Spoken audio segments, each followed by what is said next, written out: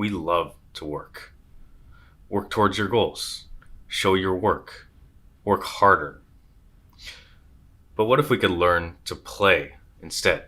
Play towards your goals. Show your play. Play harder. Today I'm chatting with Reddy, aka Ready to Go. He's all about learning to play and playing to learn. Let's jump into the conversation. Hey, Reddy, thanks so much for coming along and taking the time to be with me today. Hey James, I'm so kicked about this. I mean, this is something that I really love talking about. And then the moment you said, I actually saw your previous video with Allison, and I think I heard it like twice or thrice. I was like, I really love Allison as a person and as the way he's been talking about education and his, adventures through education. And I was really excited to hear him on the podcast, and I was like, wow. So we were talking about it, and he said, hey, you know what, you should be on that as well. And then you pinged me and said, hey, you know what, jump on a call. And I was like, let's go. Let's go, yeah. I'm ready to go. Yeah, Allison. Yeah, Allison actually told me like after the call was like, hey, you should have Reddy on. And I was like, yeah, let's do it. Because, we met briefly during building a second brain, but I was busy mentoring and we didn't have much time to chat. But I love your message of learning as play, and it's been awesome. So I'm excited to get to know you a little more. Tell me what does play mean to you? Because it's such a big word. Yeah, it is such a big word, right? I mean, I was thinking about it myself, and I started off, I thought I'll make one video about what play means to me, and then that turned into like a whole series of videos, and I'm like trying to figure out like where there's going to be an end. But in a sense, I think it's just, to put it simply in one sentence, is a celebration of the moment, right? Right here, right now, whatever I'm happy is just going to come out in action in the way I play, right? So if I'm really happy and I start like moving my body, just happy, and I'm dancing, like essentially I'm playing with my body. I'm playing with movement, right? If I'm so happy that I'm singing in the shower, essentially I'm playing with sound, right? I'm playing with my voice. I'm playing with music. I'm playing, right? So anything and everything you do that seems celebratory is just a play. It's just play that happens right there and right then in the moment. And that's exactly what got me on this whole obsession with play was, believe it or not, was the pandemic, right? I mean, everyone around had this constant fear that it felt like doomsday. People felt like they were going to die, and people were actually dying, right? There were people actually dying, and this was something unprecedented in the history of our planet as far as we know it, right? And we know it in the sense that it's real time happening right now, and it's something like there are hurricanes, there are earthquakes, there are tsunamis happening.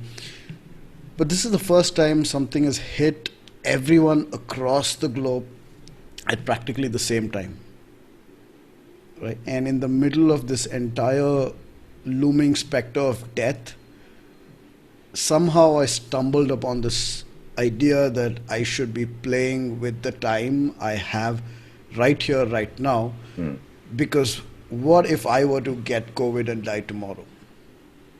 Right, so yeah. It's funny, right? We started talking about play, and I've gone off this morbid path, but that's exactly the subject that brought me on to play. So to me, it's a celebration of the moment right here, right now, because I don't know if I'm going to be alive tomorrow or not. Yeah. That's the way I look at it. I love that framing of play as celebration. It's a really cool way to think about it. We went from play to death real fast, but this is one thing that I find curious, or one thing that I think about a lot is, how can we tackle serious problems like COVID, or, any serious problem? It doesn't have to be as serious as that, and still approach it in a playful manner. Like, how can we take seriousness and also play with it at the same time and still reach whatever goals we have? Is that even possible? It does seem contrary, right? It just seems like you're either working or you're playing. You either got like a finite goal in mind and you're working towards your goals. You never say I'm playing towards your goals, right? You always say, you know what, I have this goal, I have this aim, I have this thing that I want to reach towards, and I'm working towards it, right? So if I say I want to lose weight or I want to work out, the word work is even in workout, right? Yeah. There's practically nothing you can think of that is serious, substantial, quantifiable, and tangible that has the word play in it. So the moment you hear the word play, it just feels frivolous, it just feels like casual, it just feels like something that has no purpose or meaning in life. And I'm kind of obsessed with proving otherwise. Love it. Yeah. So I don't know if I answered the question, but in a sense, I think if I were to think about play in terms of seriousness, right? If you look at, like for me right now, since I've been obsessed with this concept, I've been going about it in a way completely anti the academic way, right? So I'm not reading. In fact, I haven't even read James Cass's book, Finite and Infinite Games. Yeah. It's there in my reading list. I've got it there. I've got 100 recommendations. It's all +1 in my book, but I haven't by choice read the book because I don't want to read anything from the outside. I don't want to study the concept of play. I just want to like explore it through insights, through observations, and to actually stumble on it or to play with the concept of play. That's exactly what I'm doing right now. So what I do is I watch animals, I watch kids, I watch babies, because according to me, they are the experts. No adult human being can educate me on the concept of play as an expert, because it's the kids who are actually playing who are the experts. It's the animals who are actually playing who are the experts, because they're doing it. It's play as a verb rather than play as a noun. Yeah, it's like incredible to me how, watching animals grow up, watching children grow up, and how quickly they learn through play, and it's just all this natural, fun environment, right? Like lion cubs learn how to hunt and kill, and all this really technically difficult stuff, just by tussling with their siblings and running around and tripping and falling and all this sorts of things.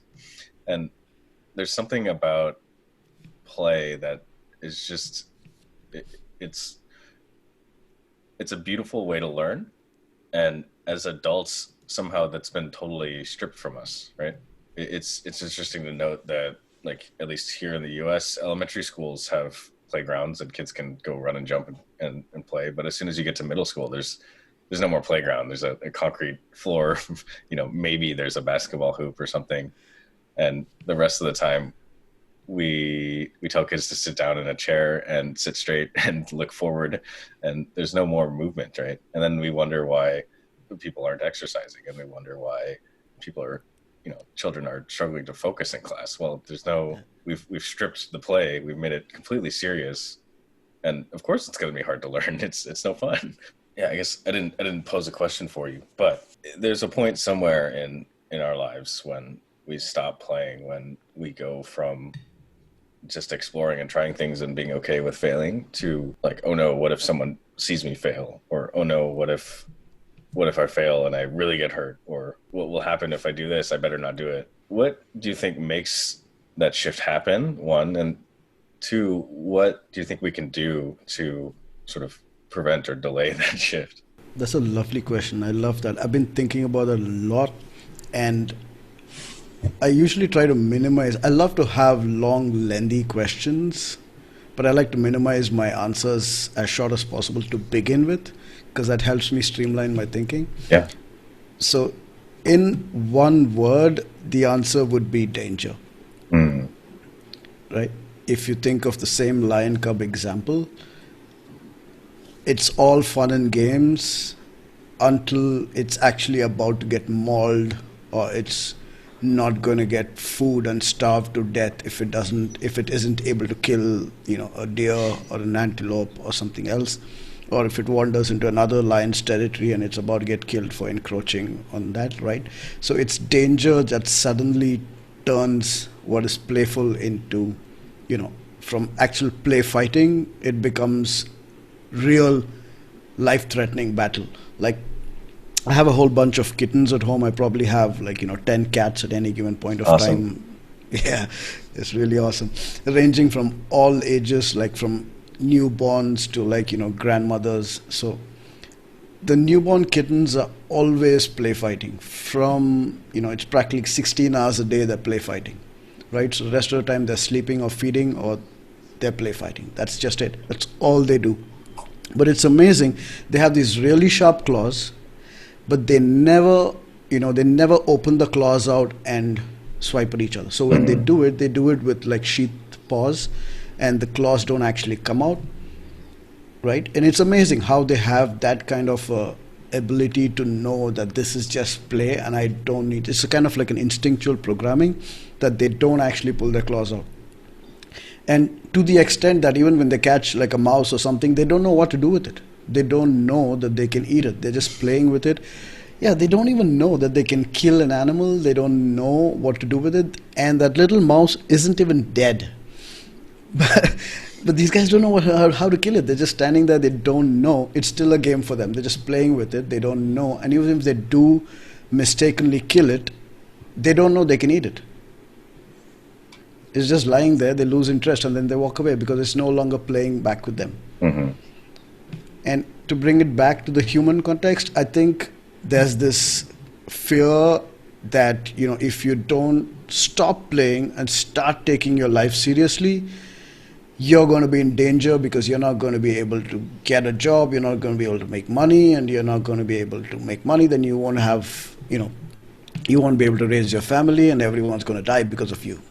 So, there's this, it sounds macabre, but in a sense, it's actually the danger and the seriousness of life that gets to you. I mean, if you look at it, play is the beginning of our lives and play is the end of our lives, right? Even in terms of learning, when you start playing with any new subject, it's all fun, it's all a game, it's not serious.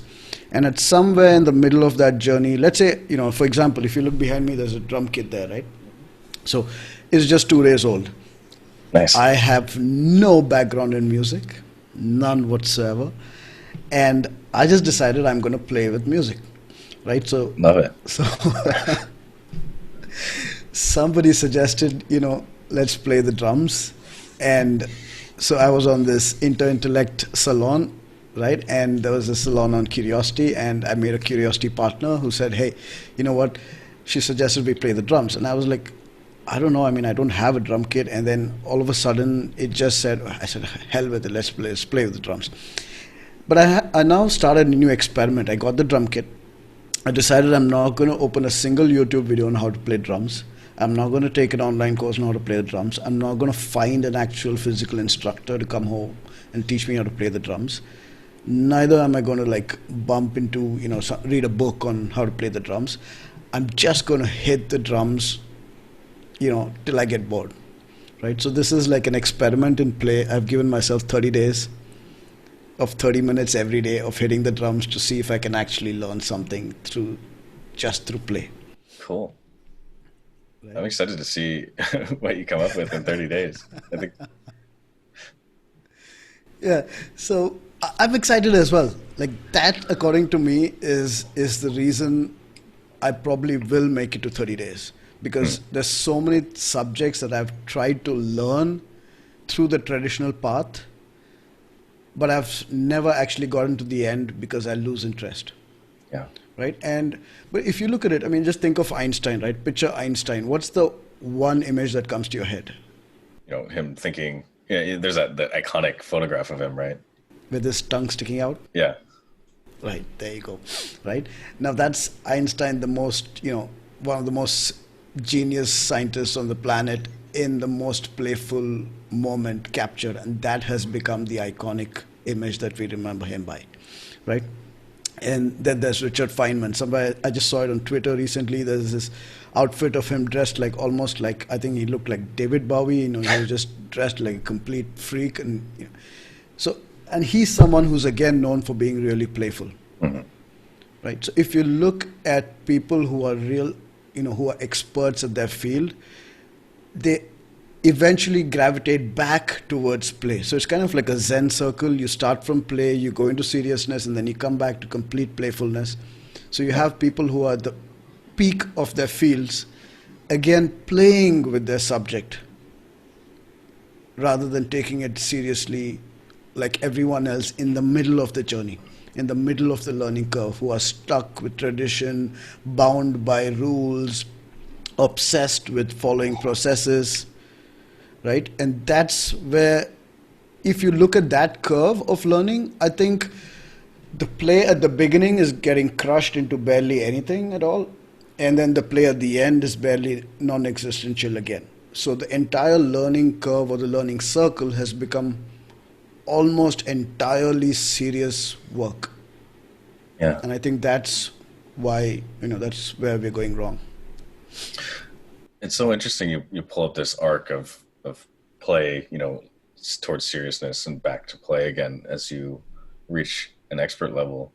Because I think this is such a common thing for people to go, oh, I want to lose weight, so I'm going to jump straight into doing everything perfectly for 30 days. Or, I want to learn the guitar or the drums. And the first thing I'm going to do is go find a boring, dry lecture on the internet about, the perfect fundamentals for learning how to play the drums. And we all totally misunderestimate the power that play has for adherence to a new thing, right? If it doesn't matter how perfect your practice is or how great of instruction you have, if you don't want to stick to whatever you're learning, right? And this section of play at the beginning is so essential to getting you interested and invested in what you're doing, that eventually, if you keep going at it with the drums, eventually you might reach a point where you go, okay, now I need a teacher and now I need to drill the fundamentals. But because you're ready, you'll always have it in the back of your mind that, like, okay, once I get these like fundamentals totally practiced, I can go back to just jamming and having fun. And I think that's the path to learning that really excites me. Like like on my website, I have this tagline, like, master boring fundamentals and then play infinite games. Because once you have these fundamentals, you can be the expert. You can be like Feynman, you can be like Einstein, where they're so ingrained in physics knowledge that they can play with these new concepts and come up with brilliant things. But I'm now thinking that maybe I should add more play at the start of that little tagline, because yeah, getting started and just having fun with it is such a huge deal.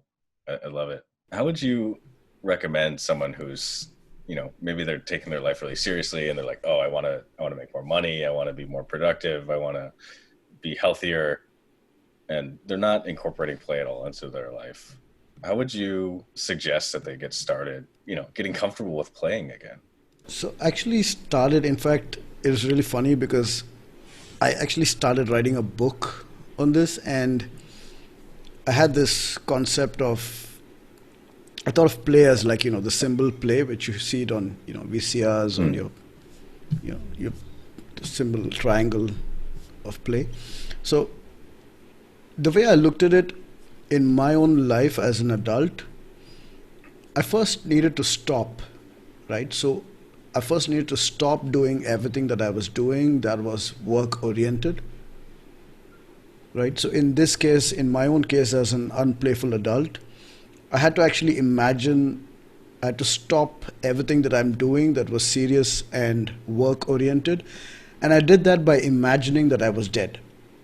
Right? I mean, this again started because the whole COVID thing. So I lost an uncle, a very close uncle, just before COVID struck. Yeah, I'm sorry. I had a couple of cats die on me at the same time. So all of a sudden, it was something very real, very close, and it was happening all over the world. Not that it doesn't happen before that, but it just was very in my face at this point of time.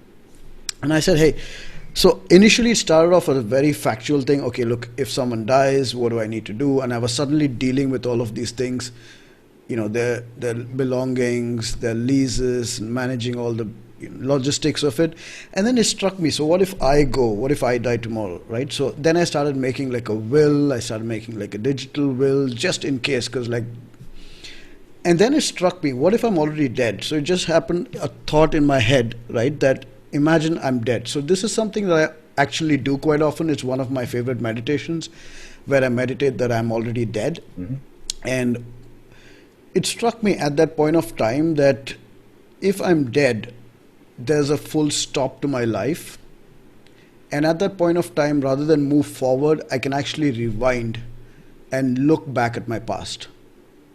Right? So everyone says those, that when you die, your life flashes before your eyes. Like no one really knows because no one's ever come back to tell us this, if that's true or not. But I think it's quite commonly accepted that, when you die, there's a white light or there's like, you see your life flashing by your eyes. And it struck me that maybe that's the rewind I need to hit. So first, if I'm unplayful, I hit stop. And then I hit rewind. I go back into my childhood, make peace with my past, and remember the child in me. Right? And that's how I started writing.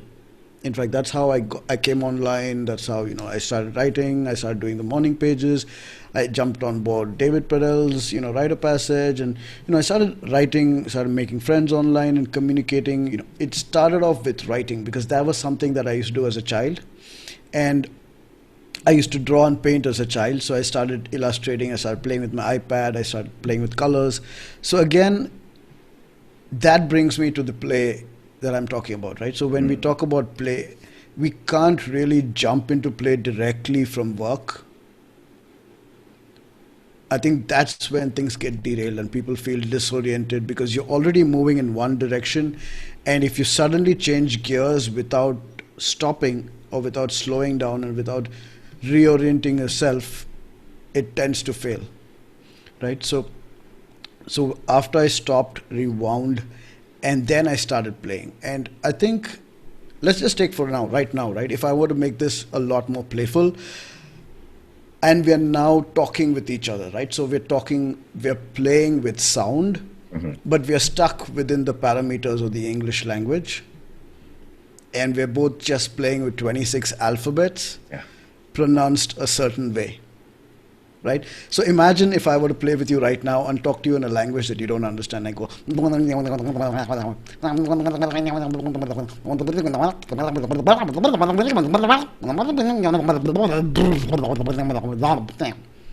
I have no idea what I just said. You have no idea what I just said. But I'm just playing right now with the medium that we both are involved in. Right? So you can play with sound. Right? You can play with objects around you. You can just like pick up. Right now, I'm in front of the computer and I'm looking at the screen. And what if I were to move back? What if I move in front? What if I were to move this way? What if I move this way? I'm now, there you go. Yeah, see? So you're now exploring, you're playing with the space around you. Right? So there's a certain sense of spatial play where I figure how would I feel if I look at you like this? How would I feel if I look at you like this? What happens if I lean forward? So in a sense, the moment you start doing something silly and irreverent, you've just teleported yourself into the play space. So if you ask me, the easiest way for an unplayful adult to be playful again is just get irreverent and silly. We're on a podcast, you're recording, I'm, a guest who's supposed to be, making this a significant production, contributing to something that becomes, something that people are going to look at, share, talk about, and learn from. And I'm being silly, and I think that's the easiest way. The moment you start becoming silly, it's the easiest way possible to jump into a play space. Awesome. You almost have to break down this, like, there's like a wall of seriousness. And once you make funny noises or play with the space around you, then you break that wall and suddenly it's okay for everyone to start playing again, right? Yeah. I love it. But if you were to think of it in terms of actual, I gave you an example of sounds and, sounds, but we could do anything, right? We could play with colors. Like, for example, I don't know, I have just a single light right now, but I recently got black lights put in my room so I could turn the whole thing into a freaky 70s kind of a setup. And we could play with identities. Right now I'm I'm here talking about play, or I could just now for the next instant, I could just pretend that I'm an investment banker and who's talking to you about stocks and shares and trading. And Very serious. yeah, very, very serious. And, like I'm giving you serious tips which could make you a hell of a lot of money, Yeah. man. You better listen to me. Oh, You know, what so stock should I buy, man? buy my stocks. It's gonna go up. Everyone's on a play. Everyone invest in Ready to Go. It's guaranteed return.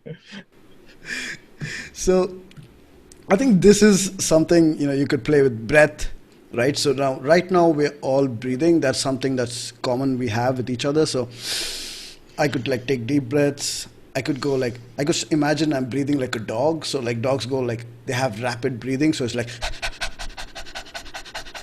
right? So it's like rapid exhalation, right?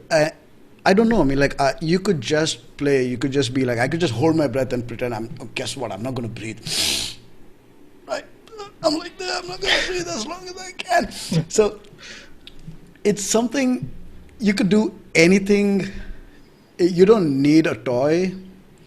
You don't need a tool. You don't need technology. You don't need even a space, because right here, right now, we turn this space that we are confined in into our playground, right? And I made, this interaction between us into something. So right now, rather than, a podcast host and podcast guest, right now we're playmates who are like playing with each other. We're playing with sound. We're playing with, breathing. We're playing with movement, right? So, and together we're trying to create a playbook on how to play.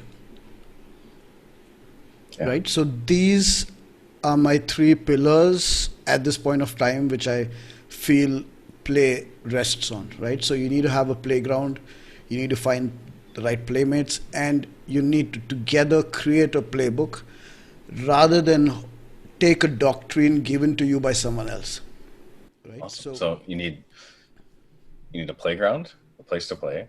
You need playmates, people to play with, and you need a playbook. Some constraints, right? It's funny you say that because and you haven't read Infinite Games, and to be clear, it took me probably 4 years to actually read the book, and I finally did it just because I figured if I'm going to put Infinite Games on a tagline, I should probably read the book. But his biggest thing with Infinite Games is infinite players play with the rule book. As a part of play is establishing what that rule book looks like. And if we're both playing and we're like, hey, this podcast rule book isn't fun anymore, we can do a whole podcast where we're talking about blah, blah, blah, right? And maybe we can see what would happen if we tried doing that the whole time, and if anyone would listen or how many people would leave. But as long as we're having fun, we're playing this infinite game. So I love that framing of those three things. Yeah, I feel like the rule book, maybe people might get hung up on. Oh, we're talking about play, and all of a sudden you're talking about setting rules. What's up with that? Why the rule book with playing? Shouldn't it be free? Yeah, that's interesting. I mean, like, in fact, I have one section that I'm writing in the book which is entirely on rules, right? So, and I've actually made it very serious. So I said, like, these are rules of play. And the first rule is actually there are no rules, right? So it's kind of like the first rule of Fight Club, you don't talk about Fight Club. So this is kind of like the first rule of play is that there are no rules.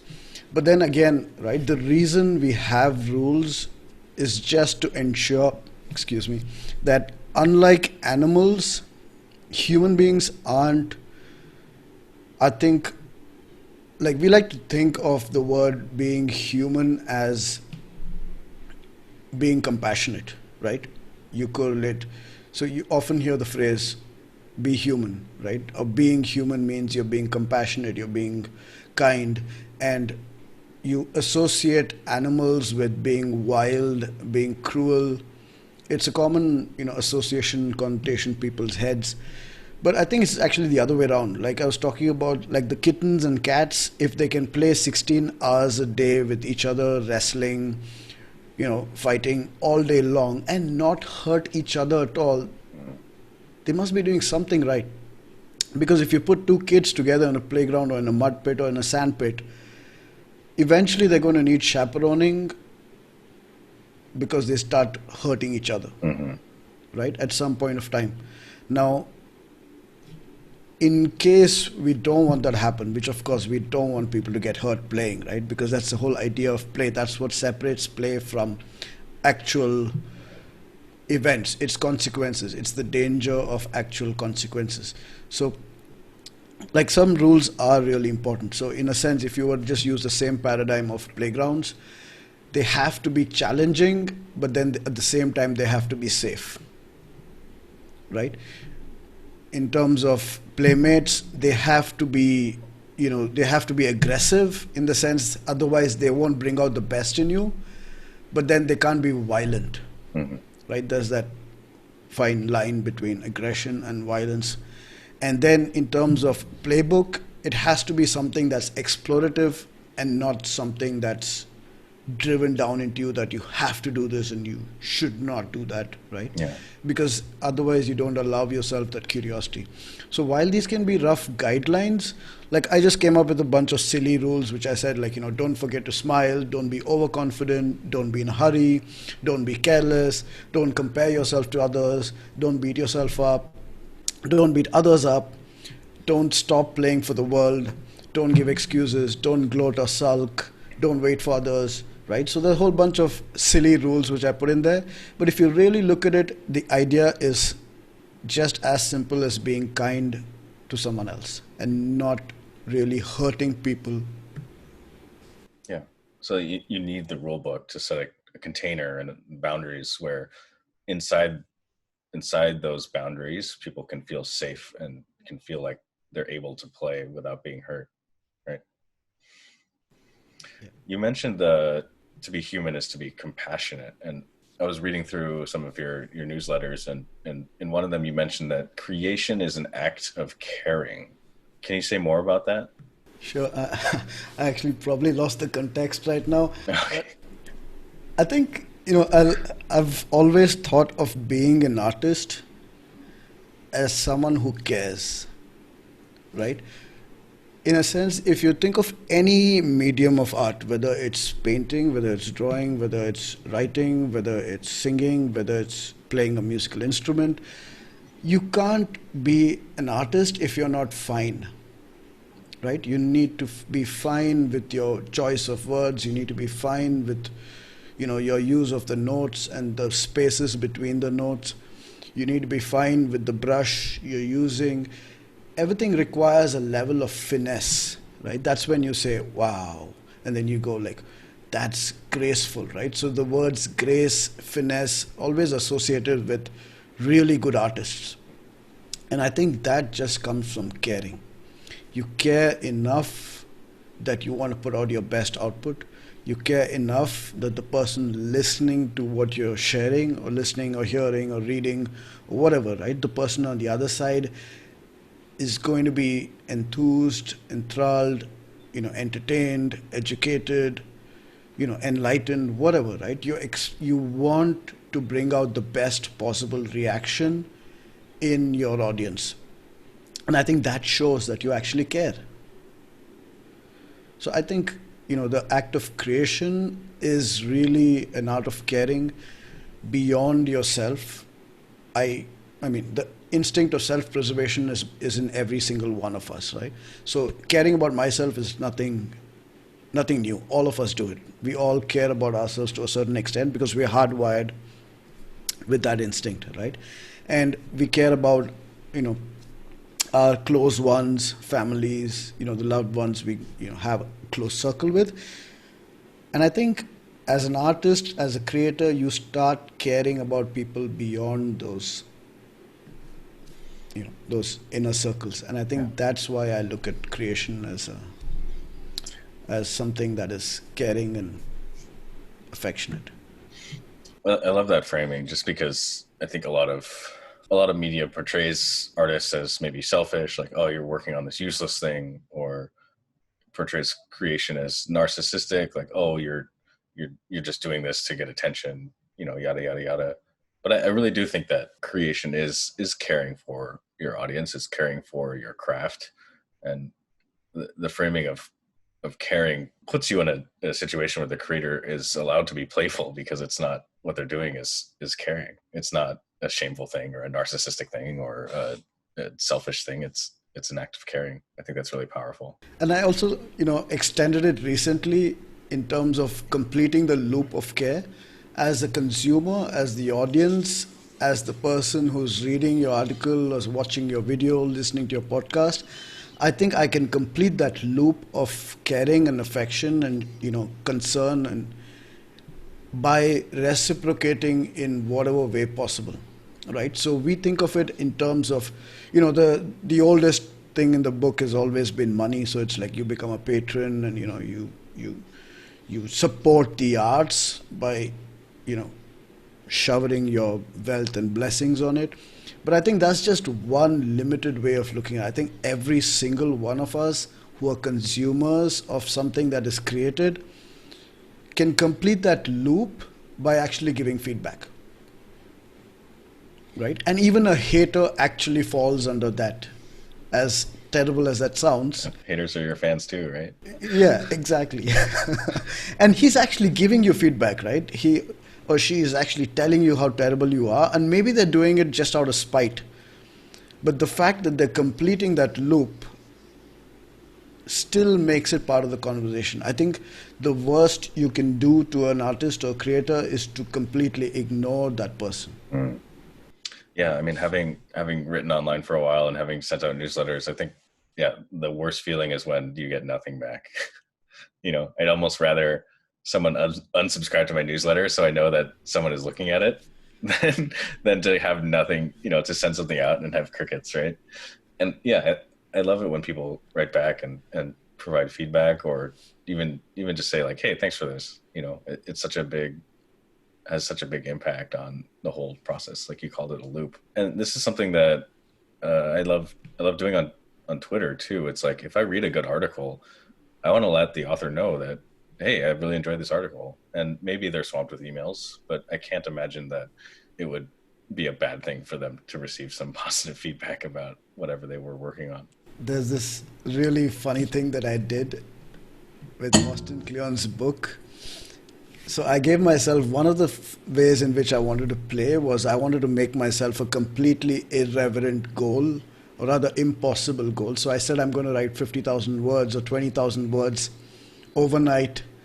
And, I made a grand public announcement on Twitter, and I said, hey, guess what? I'm going to write a book.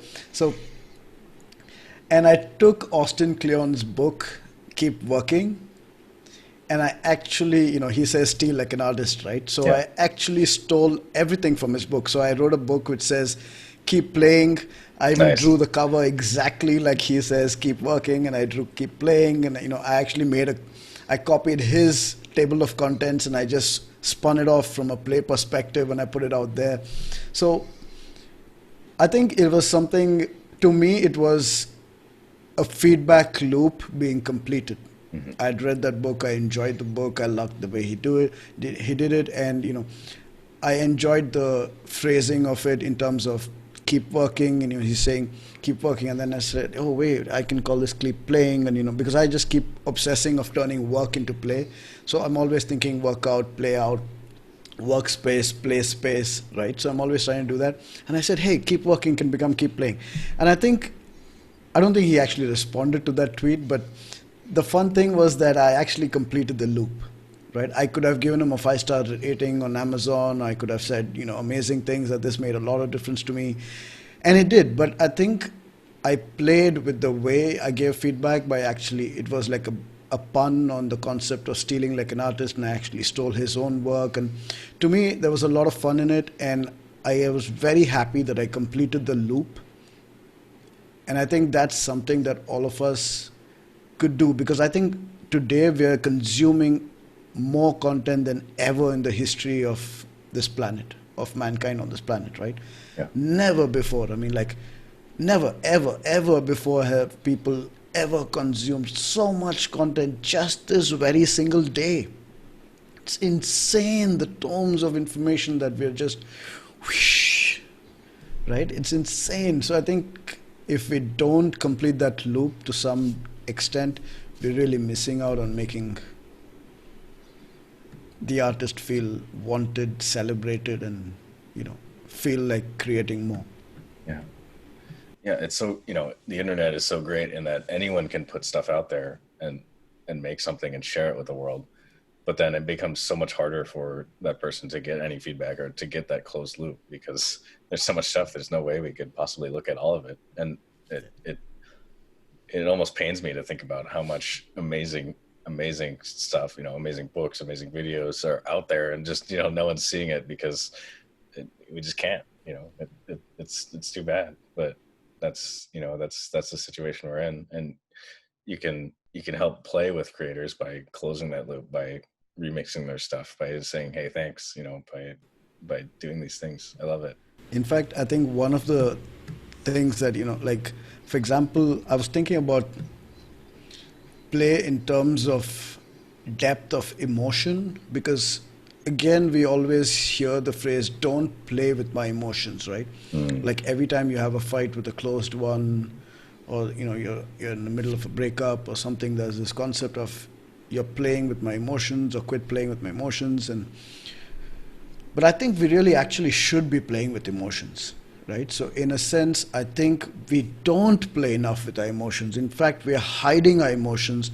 We don't express what we're actually feeling. So it's actually what we should be doing. We should be playing with our emotions. We should be saying, hey, you know what, I'm feeling terrible, I'm feeling angry, this is how I'm feeling. We should probably be writing it out there, like you have mood lighting, you have, like, colorful stuff. Maybe what if I would enter my house and I could actually turn the lights to the color that reflects my mood, right? So I'm Yeah. expressing to my partner that, look, this is the mood I'm in, right?